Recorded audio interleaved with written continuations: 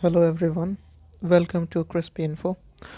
आज की इस वीडियो में हम बात करेंगे डीलिमिटेशन और जो डेमोग्राफी है वो किस तरह से जो डीलिमिटेशन कमीशन जो कि 2026 में सेटअप होगा, जो हमारा सेंसस है उसको कंडक्ट करवाया जाएगा सबसे पहले। उसके बाद डीलिमिटेशन कमीशन सेटअप होगा और उसके बाद जो पॉपुलेशन का उसका जो रिलेशन है उसके बारे में हम बात करेंगे। तो सबसे पहले तो हम समझेंगे कि डीलिमिटेशन कमीशन होता क्या है। तो डिलिमिटेशन एक ऐसा प्रोसेस है जिसमें जितने भी जो सीट्स हैं या जो बाउंड्रीज़ है टेरिटोरियल कंस्टिट्यूएंसी जो कि लोकसभा और लेजिस्लेटिव असेंबली का होता है, तो उसको हम अ, इस तरह से सेट करते हैं कि किस एरिया में कितना सीट जो है वो दिया जाएगा। और इसमें ये भी होता है कि जितने भी जो शेड्यूल कास्ट हैं या शेड्यूल ट्राइब हैं तो उनको यहाँ पे कितना रिप्रेजेंटेशन मिलना चाहिए। सो बेसिकली ओवरऑल जो रिप्रेजेंटेशन ऑफ जो हमारे जो लीडर्स होते हैं, जो एमपी होते हैं, एमएलए होते हैं, तो वो किस एरिया से कितना ज़्यादा होना चाहिए, उसी को हम डीलिमिटेशन बोलते हैं।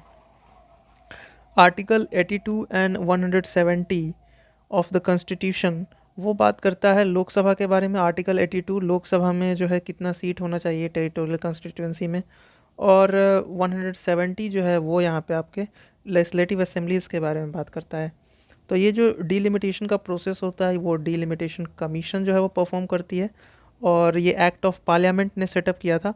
इससे पहले जो है आपका 1951 में हो चुका है डीलिमिटेशन कमीशन सेटअप, फिर 1961 में हो चुका है, फिर 1971 में हो चुका है।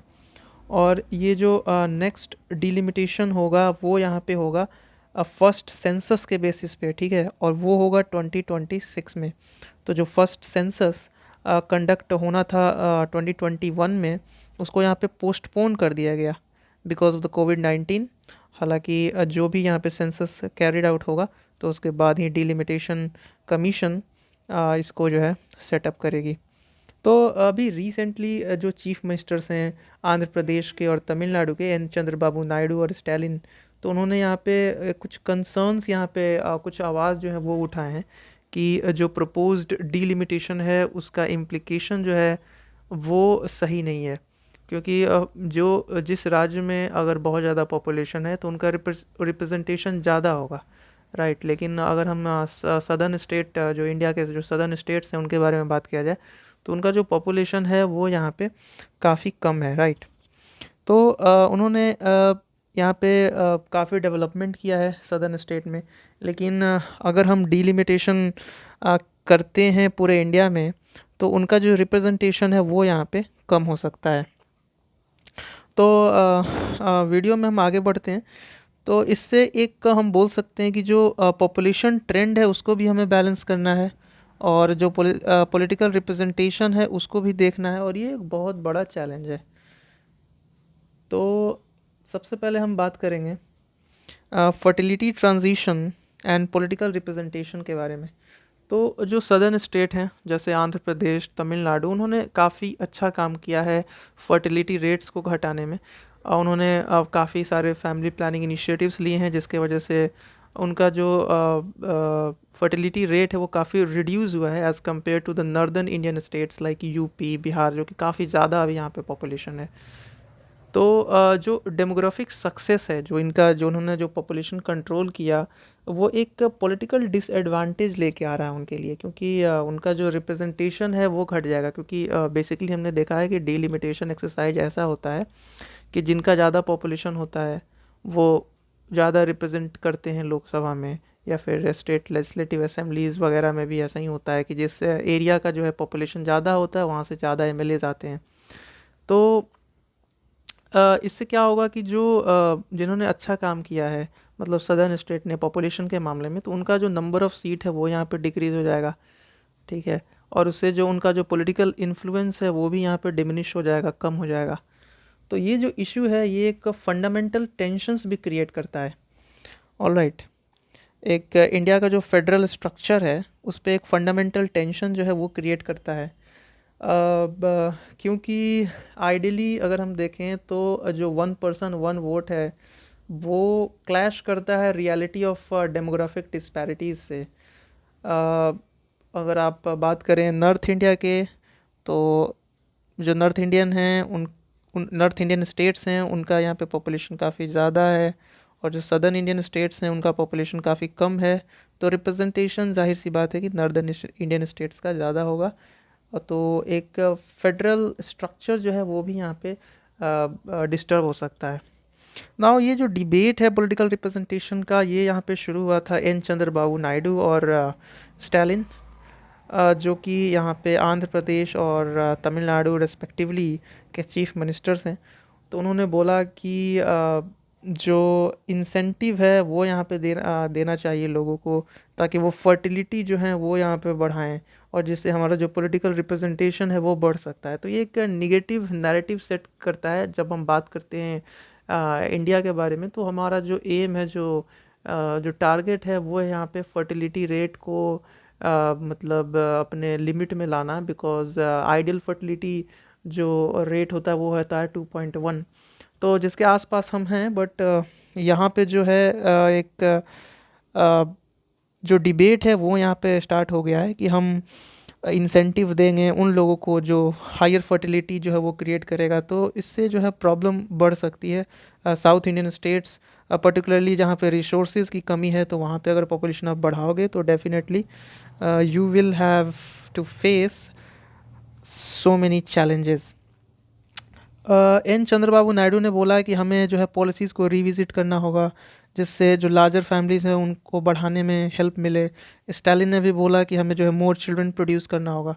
तो ये सारी बातें बोली जा रही है बस इसी वजह से कि जो डिलिमिटेशन एक्सरसाइज होगा उसमें सदर्न स्टेट्स को यहाँ पे बेनिफिट नहीं मिलेगा as compare to the northern states. So आगे बढ़ते हैं कि हमें कुछ जो लेसन्स हैं वो यहाँ पे ग्लोबल एक्सपीरियंसेस से लेने की ज़रूरत है। जैसे अगर हम इंटरनेशनल एग्जांपल्स देखें तो चाइना का जो वन चाइल्ड पॉलिसी है वो एक बहुत ही अनइंटेंडेड कंसिक्वेंसेस शो करता है कि जो फर्टिलिटी रेगुलेशन है वो यहाँ पे वन चाइल्ड पॉलिसी जो चाइना ने इम्प्लीमेंट किया था, वो उसका रिपरकशंस देखने को मिल रहा है कि अब जो डेमोग्राफिक डिविडेंड है चाइना का वो यहाँ पे काफ़ी घट गया।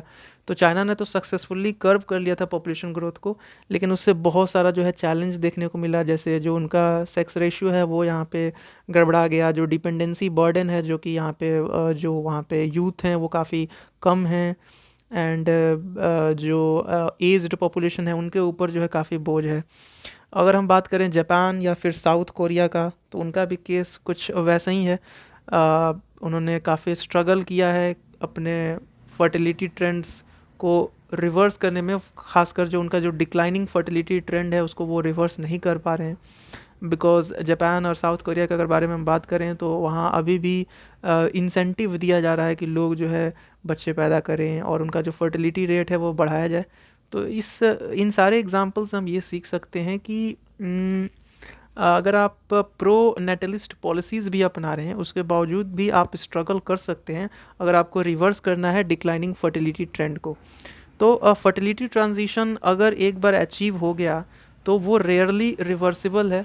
अगर स्टेट का इंटरवेंशन भी होता है तो वो काफ़ी यहाँ पे प्रॉब्लमेटिक हो सकता है, because we have seen these cases in the countries like Japan, South Korea, they are struggling with this reversing trend.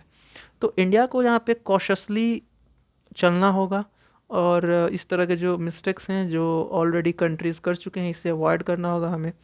And जो भी रेगुलेटरी मेजर्स है जिसका एम होना चाहिए कि इन फर्टिलिटी रेट को इंक्रीज़ किया जाए, तो वो यहाँ पे डिसरप्ट कर सकता है नेचुरल डेमोग्राफिक ट्रांजिशन को, और इससे जो है बहुत बड़ा socio economic and cultural challenges देखने को मिल सकता है।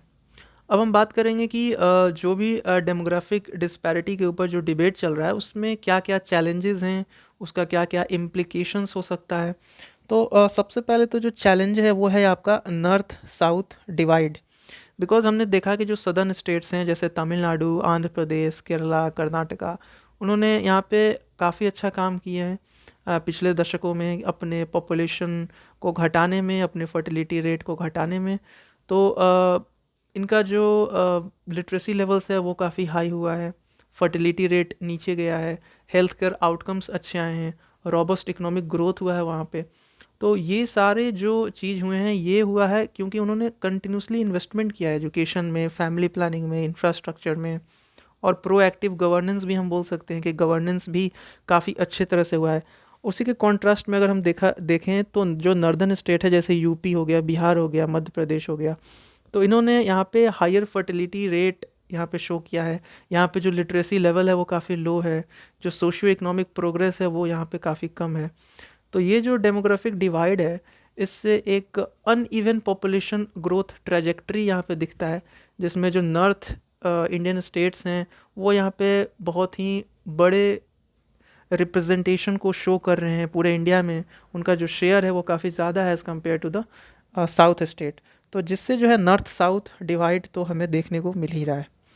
सेकंड अगर हम देखें तो जो डिबेट हुआ पॉलिटिकल रिप्रेजेंटेशन के ऊपर, वो पार्लियामेंट्री रिप्रेजेंटेशन के बारे में हम जब बात करें तो जो सदर्न स्टेट्स हैं वो यहाँ पे सीट को लूज़ कर देते हैं क्योंकि उनका पॉपुलेशन ग्रोथ काफ़ी कम है, जबकि जो नॉर्दर्न स्टेट हैं उनका रिप्रेजेंटेशन ज़्यादा है, तो उनको उनके हिस्से में ज़्यादा सीट है, उनके हिस्से में ज़्यादा एमपी हैं, उनका जो वॉइस है वो काफ़ी ज़्यादा है वहाँ पे।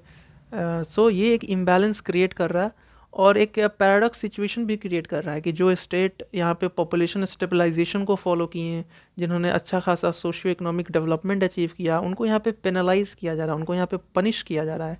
जबकि वो सारे स्टेट जिन्होंने यहाँ पे हायर पॉपुलेशन ग्रोथ किया, जैसे कि बिहार हो गया, यूपी हो गया, उनको यहाँ पे रिवॉर्ड मिल रहा है। रिवॉर्ड ये मिल रहा है कि उनका जो रिप्रेजेंटेशन है वो काफ़ी ज़्यादा है इन इलेक्शन। सो इससे एक हम बोल सकते हैं कि जो थर्ड चैलेंज है वो है फेडरल इक्विटी के ऊपर, कि इसका जो इम्प्लिकेशन है वो फेडरल इक्विटी के ऊपर भी यहाँ पे दिख रहा है। जो भी डिस्पैरिटी है, डेमोग्राफिक डिस्पैरिटी, ये आपके फेडरल इक्विटी को चैलेंज कर रहा है, क्योंकि जो सदर्न स्टेट हैं उन्होंने यहाँ पे कंट्रीब्यूट किया है आपके इंडियाज़ के जीडीपी में काफ़ी ज़्यादा, एंड वो यहाँ पे मार्जिनलाइज्ड फील करते हैं अगर उनका पॉलिटिकल रिप्रेजेंटेशन कम होता है तो इससे एक सेंस ऑफ एलिनेशन आ जाएगा कि वो यहाँ पे पूरी तरह से अलग हैं, और ये एक कोऑपरेटिव जो स्पिरिट है उसको भी यहाँ पे अंडरमाइन करता है। एंड डेफिनेटली ये एक चैलेंज जो है वो यहाँ पे पॉज कर रहा है फॉर इंडियाज़ फेडरल सिस्टम, ताकि वो फंक्शनल ना कर सके इफेक्टिवली। तो definitely it's a very critical issue. And अगर इसको हम बहुत ही अच्छे से समझें तो ये जो इशू है एक क्रिटिकल क्वेश्चन भी रेज कर रहा है।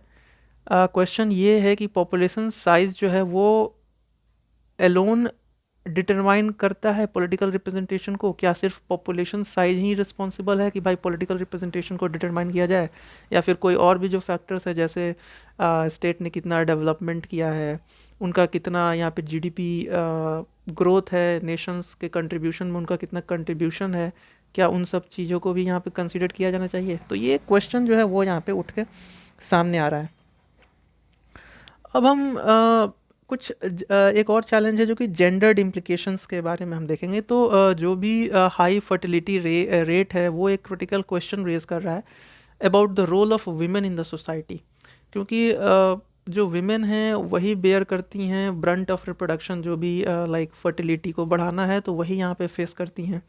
एंड ये जो है ये पर्सनल है, इट्स क्वाइट पर्सनल, और उनको यहाँ पे काफ़ी कीमत भी यहाँ पे चुकाना पड़ रहा है। बिकॉज अगर लीडर्स बोल रहे हैं, स्टालिन एंड एन चंद्रबाबू नायडू जैसे लीडर बोल रहे हैं कि you have to produce more children because we don't have the representation, तो इसका मतलब है कि it is the only the women who have to face this brunt of reproduction, right. तो जो भी पॉलिसीज़ हैं, अगर आप फर्टिलिटी रेट को रिवर्स कर रहे हैं तो उसमें आपको फिर कॉम्प्रहेंसिव सोशल सपोर्ट सिस्टम को भी प्रायोरिटाइज करना चाहिए। जो भी चाइल्ड केयर है, हेल्थ केयर है, जो विमेन रिप्रोडक्टिव फोर्स है, उनको यहाँ पे कंपनसेशन दिया जाए। तो फिर ये सभी वॉइस जो है वो यहाँ पे उठाने की ज़रूरत है। अब हम देखेंगे कि पोटेंशियल सॉल्यूशंस यहाँ पे क्या हो सकता है, because these are the problems that we have just talked about. Now what could be the potential solutions, इसका सॉल्यूशन क्या हो सकता है? तो सबसे पहले तो एक वेटेड रिप्रेजेंटेशन की आवश्यकता है। एक पोटेंशियल सॉल्यूशन है कि आप वेटेड रिप्रेजेंटेशन को इंट्रोड्यूस करें, जिसमें जो लिटरेसी रेट है, हेल्थ केयर आउटकम्स है, इकोनॉमिक कंट्रीब्यूशंस हैं, उनको भी यहाँ पे कंसीडर किया जाए अलोंग साइड पॉपुलेशन साइज़ के। तो पॉपुलेशन तो पहले से मेज़र आप करते ही, उसके साथ साथ इन सारी चीज़ों को भी आपको इंक्लूड करना है। एंड इससे एक वेटेड रिप्रेजेंटेशन बन जाएगा, एंड ये इंश्योर करेगा उन सारे स्टेट्स को कि उनको रिवॉर्ड मिलेगा उनके डेवलपमेंट अचीवमेंट्स को को लेकर, because already they have developed a lot. जो साउथ के स्टेट हैं उन्होंने काफ़ी अच्छा यहाँ पे काम किया है, तो rather than getting penalised for the lower population growth, उनको एक रिवॉर्ड जो है वो मिल सकता है वेटेड रिप्रेजेंटेशन से। दूसरा है रीविजिटिंग डीलिमिटेशन क्राइटेरिया। तो जो डीलिमिटेशन एक्सरसाइज है उसको यहाँ पे रीस्ट्रक्चर्ड किया जा सकता है, जिसमें आप डेमोग्राफी, सोशियो इकोनॉमिक इंडिकेटर्स जो है वो एक एडिशनल क्राइटेरिया ऐड कर सकते हैं for the seat allocation.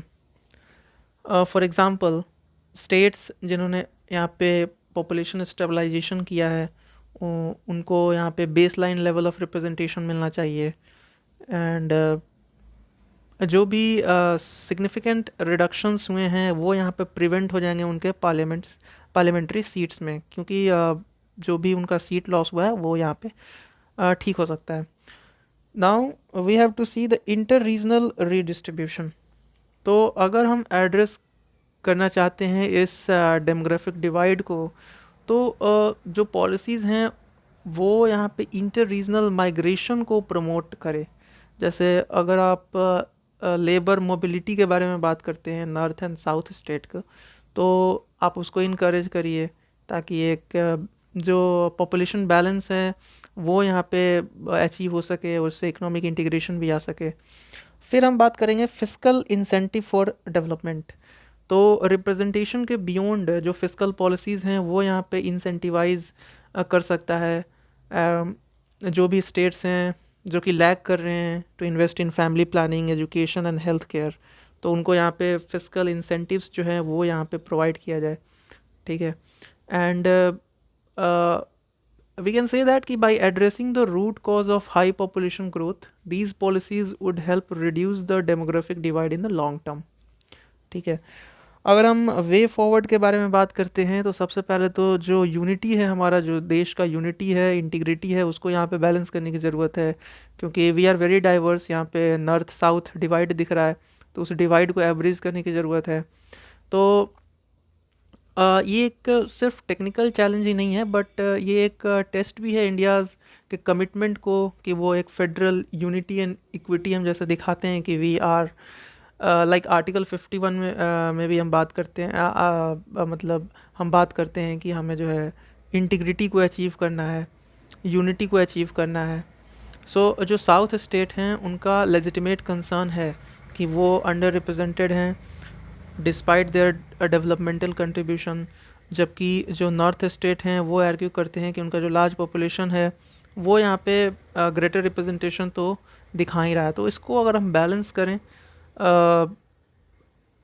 with innovative and inclusive policy making, then definitely ये यहाँ पे सॉल्व हो सकता है।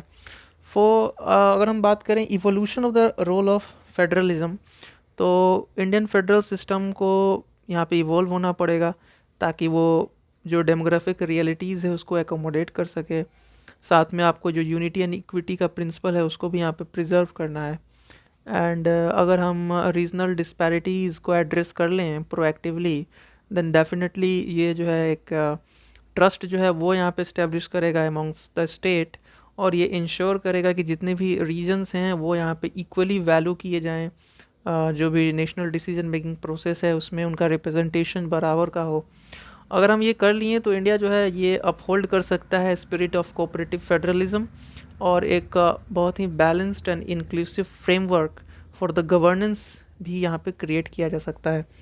In conclusion we can say that कि जो द डिबेट है फर्टिलिटी एंड रिप्रेजेंटेशन का, ये एक ब्रॉडर चैलेंज दर्शाता है कि इंडिया किस तरह से डेमोग्राफिक ट्रांजिशन को मैनेज कर रहा है। Balancing political representation with demographic realities requires innovative solutions.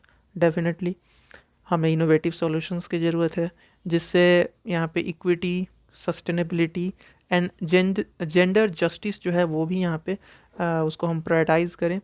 And ultimately जो फोकस है वो शिफ्ट होना चाहिए from reversing fertility trends to creating a fair and inclusive framework for governance, जो कि इंडिया के डाइवर्सिटी को रिस्पेक्ट करे और जो भी इंडियन स्टेट्स हैं उनके अचीवमेंट्स में यहाँ पे योगदान दे।